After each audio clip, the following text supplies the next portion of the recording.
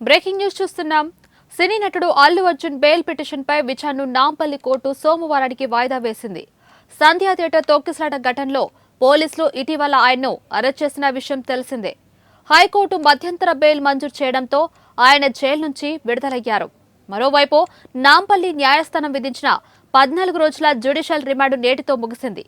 దీంతో అల్లు అర్జున్ వర్చువల్ గా నాంపల్లి కోర్టుకు హాజరయ్యారు.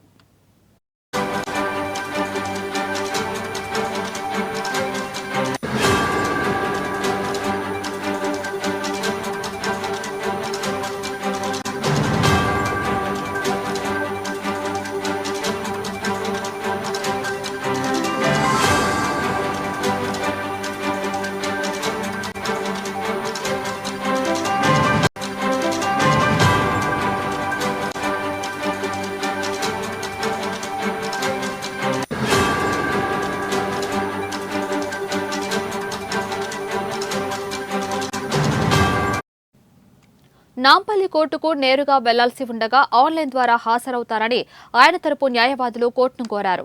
న్యాయమూర్తి అనుమతించడంతో అల్లు అర్జున్ వర్చువల్ గా హాజరయ్యారు.